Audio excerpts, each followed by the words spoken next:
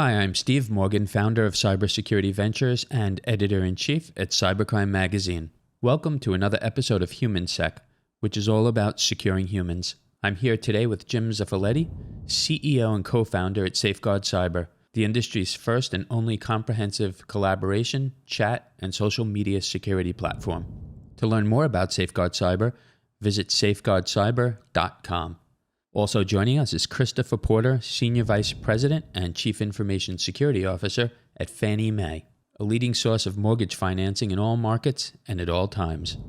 To learn more about Fannie Mae, visit fanniemae.com. Jim, Chris, welcome. Great to have you both with us today. Great to be here. So, Chris, we've been in touch before. I think you know I've been following you for a long time, going all the way back to the Verizon DBIR reports. So, give us a little background on yourself before we jump in today. Yeah, certainly. So I've been at Fannie Mae for about 6 years and about 5 years as the CISO. I sort of joke these days that I've already lived about 3 CISO lives here, based on how the longevity at CISOs at various companies. But Fannie Mae's a critically important institution to the housing finance system. Got a really important mission. Got a great team here. It's a lot of fun. So, Jim, you need no introduction because this is the third time that we've had you on, and people have been following and enjoying, and we appreciate having you back on today. And we're going to follow up on the same topic as last time because it generated so much interest. We had a lot of inquiries. So, set the stage for us. There's a lot of industry talk about humans being the weakest link. I mean, that's just, in headlines now. It's become like a de facto piece for a lot of journalists. But that's in the context of training employees to be aware of phishing scams and social engineering. It's very important. But why is there such a lack of security around the communication tools and apps that employees use every day? Yeah, I think there's basically 3 dimensions to it that really speak to that gap that we're facing right now. One of them is back to human behavior. The second dimension has to do with, if you will, the debt of the last 24 months that we're finally coming to play. And then the third dimension is the nature of attacks and how they're changing. On the first one, on human behavior, I might be a person that's really singed because I've had 2 leaks in my house over the last 2 weeks, pipes bursting. And so I think a lot about water, and in many ways, human behavior is kind of like water in a company.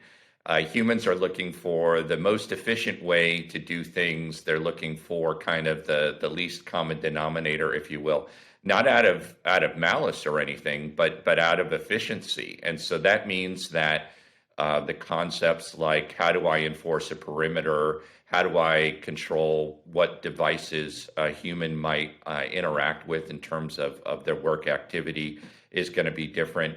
And then I've got the same dynamic, which is, humans from a behavioral perspective don't want you in all of their business. So humans are kind of difficult to get your hands around in terms of their behavior online with respect to all these communication apps that are out there. The second element is the last 24 months. And the way I would frame it is, you've got a lot of companies that were engaged in, ahead of the pandemic, into a pretty conscientious move towards digital transformation and all different aspects to it. And of course, that's a term that means a lot for a lot of different companies. But the fundamental is we were going through a transformation, and in a transformation as it was standing, security could kind of keep up with the demands of the employees. And during the pandemic, that's changed. We hit a break the glass moment. All kinds of new platforms and communication apps were starting to be used, whether it's Facebook or WhatsApp or the collaboration apps like Slack and Zoom. And now we find ourselves, after the pandemic is starting to subside, in a situation where a lot of the debt has to get paid for trying to catch up with the technology investments that have taken place over the last 24 months. And then the third dimension associated with all of this is the fact that the attacks themselves have changed in a way that targets the human more. If you were to think about, how I look at an attack against employees, for example, just in my organization, it's not just about looking at the files and the links and the behaviors of the boxes. It is now subtle kind of attacks with social engineering and language-based attacks that are really much, much harder to pick up with current security tools. And so those three things are contributing to this dynamic where you've got these apps, they're being used, they're not as deeply protected. And if you were to draw the comparison to email, you've got apps that are being used almost as much as email in the current environment, but they're just not being protected. They can't be protected in the same way as other traditional communications are at this point. And that's the reality we're in right now. So, Christopher, about 3 years ago, 2.5 years ago, you joined us as part of a years-long series of interviews we did with Fortune 500 CISOs. And when I look back on that, great interviews, and we touched on, so many different issues, and we gave a lot of latitude to the CISOs to bring up some of their own topics. And I can't remember anybody talking about collaboration tools, LinkedIn, Teams, Slack, Zoom, what have you. And now it's coming up in practically every discussion we have. So I'd like to hear from you, not just your own perspective, but what you're hearing from other CISOs. How important is this? Yeah, certainly. I think a lot of other CISOs, including myself, look at these tools as, something that we have to address when it comes to data loss and data leakage mostly. Certainly, they can be used as a vector for attacks to come into the organization. But what I've seen, at least in my experience, as well as what others in the field have seen, is that these tools fit multiple categories, right? So like LinkedIn is a really good example. It's used professionally. We want our recruiters to use it. We want our managers that are hiring people to use it because we want to get that outreach out to the market to hire all those people from the Great Resignation into our organization, right? And so that's one of the best ways of doing that. But LinkedIn's got a lot of capabilities to it, right? Like I can add attachments just like you would in an email to send things out. And so you want to make sure that you're controlling for people, adding attachments to files or to those messages and sending those out. And similarly, other types of collaboration tools like GitHub is another really good example. Like we use GitHub. We want to be able to pull in data and code from public GitHub repositories. We want to use our own GitHub repository that we have as well. But what we don't want is for people to be pushing data out into GitHub. And so you have to make sure that you have the right technology that can get that granular in controlling all the different sort of components of how those communications might work. And that's really hard. The technology isn't super mature around this. You get a lot of friction, like even more friction. Like we as security folks, we create friction on our users all the time anyways. But right now, there's a lot more friction because sometimes these sites and these communication tools don't even have the sort of configurations that are out there so that you can get granular with that low level of use with the particular application as well. Jim, I want to ask you about a report, and in particular a survey as part of that report by Safeguard Cyber. And generally, I'm not a fan of vendor reports, but this one was actually, very well done. There wasn't, any hype in there. You talked to CISOs, you got some really quality feedback. Insofar as unsanctioned apps, what were you hearing back? Tell us a little bit about that survey, because I think it's really important. Yeah, I mean, one of the things that was the piece that really popped out is, more than half of the information security leaders that we spoke to talked about unsanctioned apps as being one of their risks, or one of their biggest risks, if not the biggest risk that they face. And it sounds like the way that you described it, Christopher. It's you've got a similar dynamic there, and the interesting dynamic, at least what we can see, looking across all kinds of different industries, serving financial services and the pharmaceutical industry and healthcare and software, is a lot of these apps, set aside whether they're sanctioned or not, they are the backbone of the current workday, how people are getting their job done, how they're communicating. And so it's really not a function of whether or not you can turn off these apps. You absolutely can't. It really gets down to, as was stated, a sense of the risk tolerance that an organization has. And then there's also a need, which is that, again, it's not just can I turn off the app or not. It's not just can I look at what data is going in and out of that app, but it's also how is that communication, what is going on within that app, within the context of the user, the behavior, the content, the files, and the links. All of that are elements that an information security professional needs to try to keep in mind. And there are a lot of gaps in terms of companies' abilities to have their arms around all of those elements. And if you were to look at it from an attacker perspective, and this is one of the reasons why I think this keeps people up at night, is the attackers are going broad as well. So they are starting to look at these different platforms as a way in, as a way out, as a way of doing command and control, if you're talking about the MITRE framework for an attack.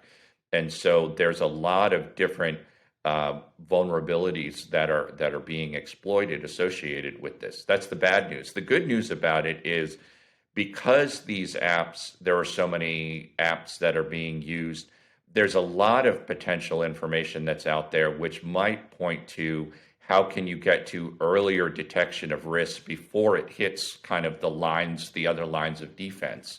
And that's something that's, for a company like us at Safeguard Cyber, we're very excited about. But that's kind of the big takeaway. Lots of unsanctioned apps that are being used. You can't say no to them. You have to accommodate them. And how do you do that? And what are the gaps you need to pursue to continue to narrow the priority risks that organizations have? So, Christopher, you brought up LinkedIn. We use that here too for recruiting. We use it for a lot of media outreach. I don't know if you would consider that to be, at this point, an unsanctioned app. I'm thinking probably not. Here in our company, it wouldn't be.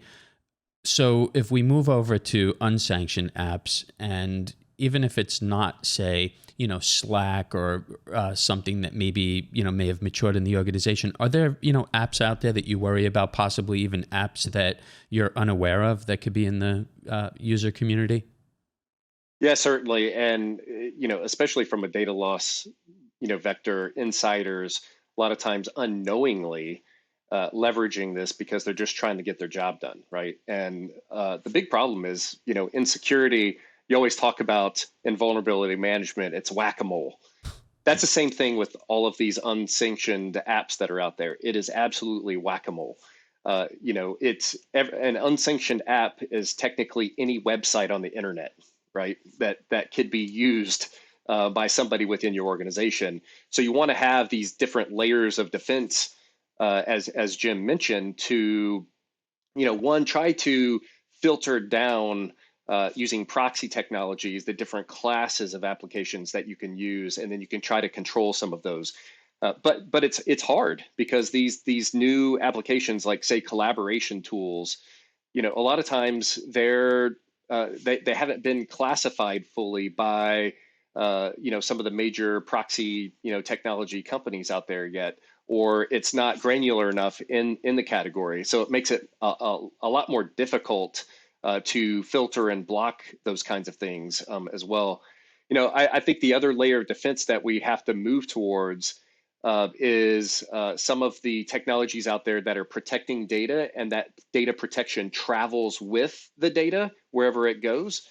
So if you think about, a Microsoft Word document that anytime you open it up, it almost phones home and says, hey, I'm not supposed to be here. I'm not supposed to be opened here. I'm not going to open up.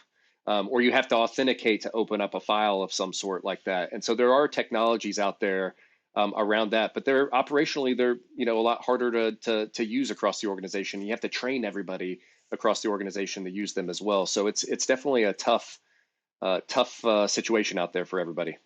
So I want to zero in with both of you on some categories of concern. In particular, Jim, I want to ask you about social media. How big of a threat do you view this as, and what are the potential consequences for companies? And, we're not just talking about the super large Fortune 500 companies where you have somebody like Christopher and then, an army, who reports up to him. But, companies that may not be as prepared or have the same kind of staff. Yeah, absolutely. So there's a lot to unpack associated with the use of social media in companies large and small, and what that means for vulnerabilities. And I guess the starting point that I would make is to go with the last element that you brought up, which is if you are in a what we found interesting in working with companies is in large companies we see social media taking a more and more prominent role in particularly how their sales force is operating, whether it's in the mortgage industry or the healthcare or pharmaceutical industry. So it's becoming more and more embedded. What's interesting in small and medium enterprises is there are companies now that if you ask them how much Facebook represents as kind of a component of how they operate their business, their ERP, if you will, it's a dominant element for them. And as a result of that, the vulnerability that an organization might have associated with social media can be profound. And so why is that important right now? Well, one of the things that's really of note, and we've written about this in a couple of different blog posts of late, is if you think about some of the most sophisticated threat actors, whether they're coming out of Iran or out of North Korea, they make aggressive use of social media as a means by which they can both conduct recon to gather information about their potential targets so that they can do better social engineering and the like. But we're now seeing circumstances where just as email is being used to spearfish individuals, now these different social media platforms, because they all have DM components, are being used. We had a financial services customer this past week. They received a message that we picked up. It was a language-based detection in this case because it was a DM that had instructions that then went to another site, and that site was benign, but ultimately there was a link on that site that was ultimately what was let's call it the more kind of clear indication of risk. But the dynamic associated with all of that is these are communication platforms that are being used, again, a la email, and they're now being used by, let's call it sophisticated and unsophisticated criminals as a means by which they gain entry into an organization. Now, if it's a small organization, I just flip your Facebook account, I take it over, that might actually be really, really dangerous.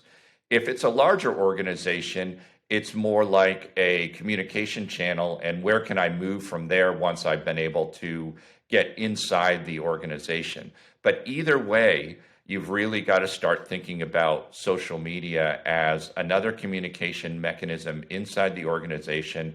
It's often outside the visibility of a platform like a Palo Alto or a Zscaler that's out there in terms of the comms that are going to go back and forth into an organization. And so there needs to be some kind of way that organizations can exert control over that. And then the last thing I'll just add to it is one element that's particularly we see a lot is this kind of rise associated with inauthentic accounts on all of these different social media platforms. And the inauthentic accounts can be really dangerous for organizations because they can draw away potential contacts, potential suppliers, potential customers, And those individuals can be then exploited through one way, shape, or form. So one of our customers is a big foundation. They have a very big named individual at the top of that foundation, and they need to keep watching out for inauthentic accounts that imitate that individual and make sure that they don't get traction, because people would get drawn away, if you will, from the foundation's underlying mission. And so those are a couple of different examples and elements of why social media is an area of focus. So, Christopher, I want to switch the conversation over to mobile chat. There's a lot of media coverage on this topic. Just how secure or insecure are things? Or, if you can't really answer that, at least what is the perspective, your peers, what's the reality? Yeah, certainly. I think there's a couple of different types of risks here that we also have to think about. One is, data loss, right? If you're using some sort of unsanctioned communication vector that isn't protected by the organization, then there's a potential that someone could compromise that and then get access and be able to see some of that. But there's also other types of risks here, like legal risk when you're using these types of mobile chats that are out there, and communication tools. Is if for instance, you're getting sued and you need to have a legal hold on all communications having to do with that particular topic or whatever, then you don't have all of it, right? Like from a discovery perspective, there's a whole set of communications that's outside of that. And at the end of the day, this has been around for a while. It's not, there happens to be mobile chats today where and technology that are new ways of communicating. You also have your signals and your wickers and those kinds of technologies that are really protecting the messages, but they're also potentially deleting and destructing. But we've had text messaging forever. And that's another one, right? I mean, I imagine most organizations don't use text messaging as a sanctioned communication avenue.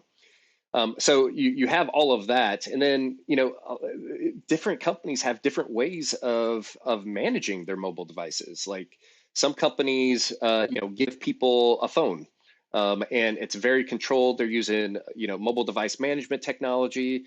And there's certain things you can and cannot do with that device, and they really try to control some of that. And it is a company device, so it has the right level of visibility and everything on there.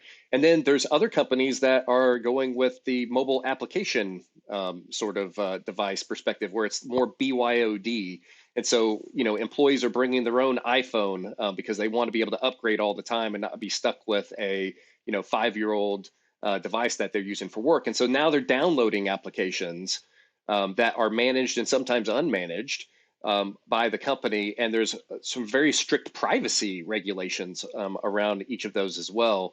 And so it makes it difficult to control the various avenues around that communication over time as well.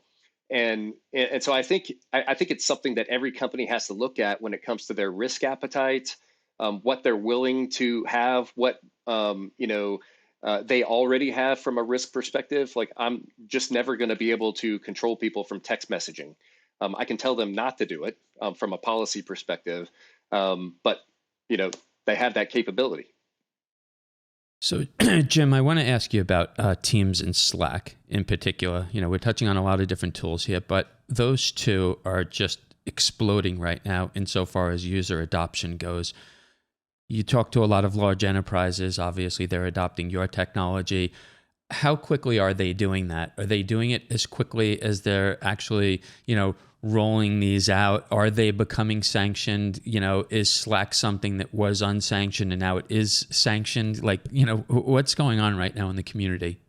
Yeah, as Christopher was saying, there's a lot of you will see variability by company to company, but a lot of different elements in the question that you asked. So the first thing I would say is, back to what I was saying at the outset, we are now in a second wave of adoption, if you will, which is we've gone through this period when there's been a tremendous amount of adoption of different platforms, and now we're in that adoption wave, and Safeguard Cyber and lots of other companies are part of it, where companies are now trying to put more controls in place than they've had previously, while balancing that dimension, which is these platforms like a Slack and a Zoom that are really kind of have been the key to successes of organizations' ability to work from home successfully over the last 2 years.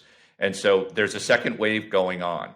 But the vulnerabilities are manifold. I mean, we've unpacked this element associated with data loss that's out there with many of these platforms, particularly data loss where you'd want to detect having with respect to individuals knowingly or unknowingly would engage in it is a dimension that's out there. And then you take a platform like Zoom, and we just had a meeting the week before last with a casino, and we all got onto the Zoom platform, and the prospect got onto the Zoom platform, and we said, hey, we're going to start this presentation. We're going to upload a file for everybody so that they can follow along the presentation at the same time.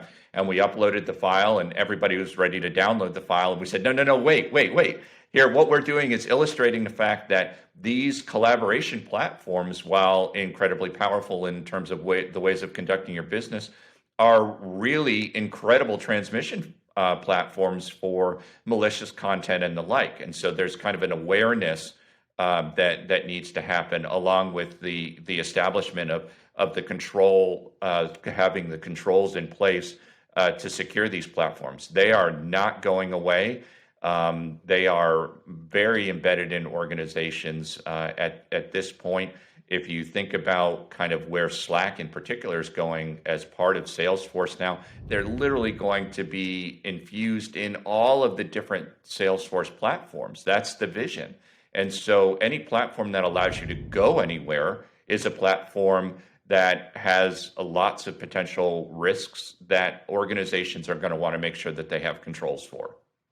Well, you bring up a good point. You know, Christopher pointed out before we started on the conference today that, you know, we're asking him to do something here today, and kind of by surprise, you know, because we use a collaboration tool to optimize video and to, you know, deliver something that has, you know, sort of a studio feel, which is difficult to do when you're working remote. But it requires an app that, you know, I don't think the two of you are familiar with. It's not wildly popular, but it is something that we use. So, you know, I think that this is just a common part of business, and we all need a heightened awareness. Just listening to you, you know, mine's growing, and, you know, something we're going to discuss offline here. So, Christopher, I want to ask you about enterprise apps. For years, you know, years and years, we've been talking at Cybercrime Magazine with CISOs about CRM apps and ERP apps, supply chain apps. Of course, things have transitioned to the cloud over the past few years, but has the state of worry around security decreased at all, or is there still, you know, the same, you know, level of concern? You know, where are we insofar as enterprise apps? Yeah, I mean, we certainly are always concerned about enterprise apps, and it's just a mounting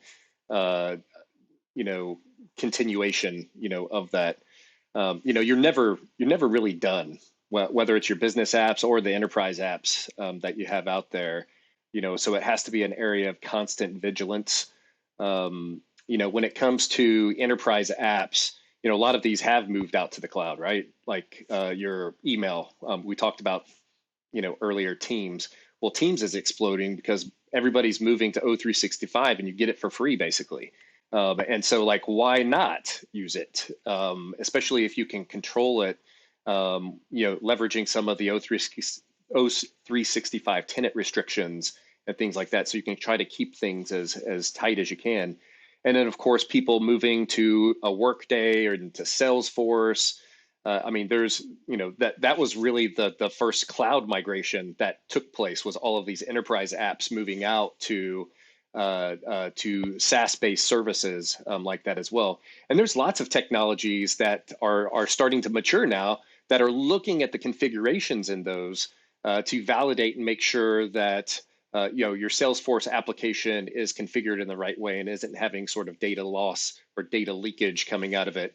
Do you have in O365, you're checking, to make sure that there's not public links to some of your files that are out there. So there's a lot of work going in there. Then, of course, business apps, that you have in the organization. I think it's critically important, especially as companies are doing the digital transformation and cloud transformation, is you got to get that automated pipeline, and you got to build security into that pipeline so that every single time developers are making changes, they're checking for security. You're checking for it at integration and build, and then you're checking at deployment again, so that every time you do a deployment, you're checking security end to end. And that has a huge capability for scaling over time and making those applications better.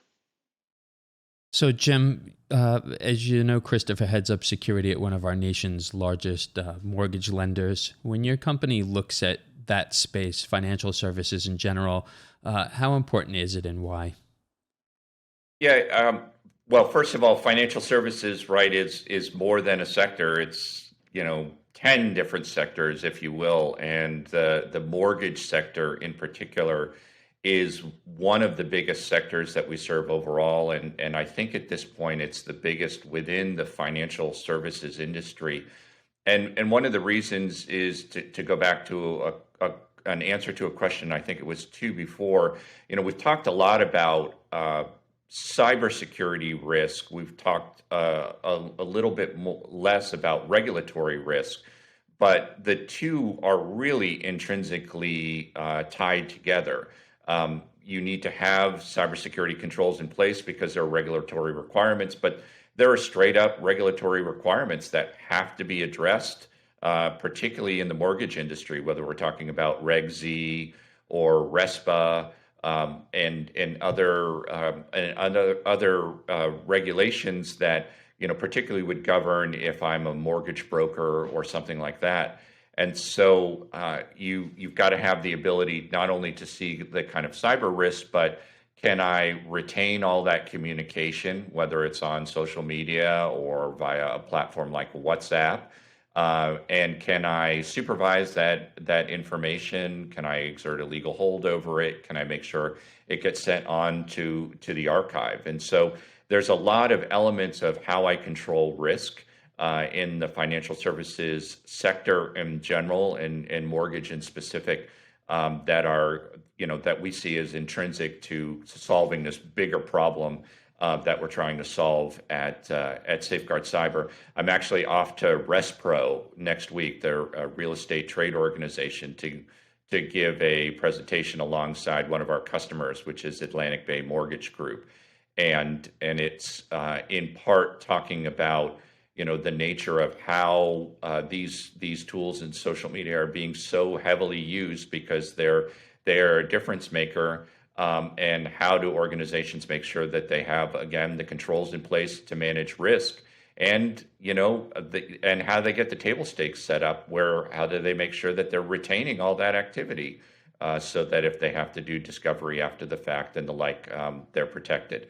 So this is an area of deep interest for us. In many ways, we look at it as being a mortgage, as being an industry that signals risks, as well as adoptions that might take place within the broader financial services sector. So, Christopher, you can really put this into perspective for us, because not only have you worked in other industries, but there was a time when you covered other industries and reported on other industries, and now here you are in financial services in the mortgage sector. What, if any, special challenges are there, or maybe the better question is there just much more risk involved in your sector? I'm not sure that there's necessarily more risk in our sector. I mean, it really depends on, what you're doing. I mean, there's certain companies out there that in manufacturing, like airplanes, for instance, that have a lot of risk if stealth bomber designs are stolen, and that's a different kind of risk altogether. And certainly hospitals, protecting from ransomware, that's life and death right there. So I mean, it depends on the perspective around risk. I think in financial services being much more heavily regulated, there's already a pretty mature sort of construct around how to do data loss prevention and things of that nature. But yet at the same time, there's a tremendous amount of innovation that's going on in the space. You think about all the fintech companies that are out there that are trying to take share away from the traditional financial services companies out there. Well, they don't necessarily have the same rules, the same regulatory frameworks that they're operating from, and so they're able to innovate in ways that more traditional financial services organizations haven't been able to to do. So, like, especially when it comes to some of these technologies, we have to make sure that we're setting them up right. We want to leverage them as much as we can for the positive that we get out of it, right? There's the ability to use Slack or Teams, for instance, that speak directly to your customers in a very controlled and secure manner is invaluable when it comes to customer retention and problem solving and understanding how and what the customer needs from a value perspective that you're giving them from your business. So you got to find the right trade-offs and the right balance of risk and protection that you get that you need rather, and the sort of business value that you get out of these when it comes to like being able to innovate, create customer value. So it's a tough space to kind of get this in there. Well, gentlemen, I want to thank you both for coming on today. We need these conversations to stimulate more conversations. There's just so much interest from the CISO community. So it was great having the two of you, and I hope we could do this again. Thank you, Steve. Great to see you. Thank you very much. I'm Steve Morgan, founder of Cybersecurity Ventures and editor-in-chief at Cybercrime magazine. Joining us today was Jim Zaffiletti, CEO and co-founder at Safeguard Cyber, the industry's first and only comprehensive collaboration, chat, and social media security platform. To learn more about our sponsor, Safeguard Cyber, visit safeguardcyber.com. Also joining us was Christopher Porter, Senior Vice President and Chief Information Security Officer at Fannie Mae, the leading source of mortgage financing in all markets and at all times. You can keep up with all of our media at cybercrimemagazine.com.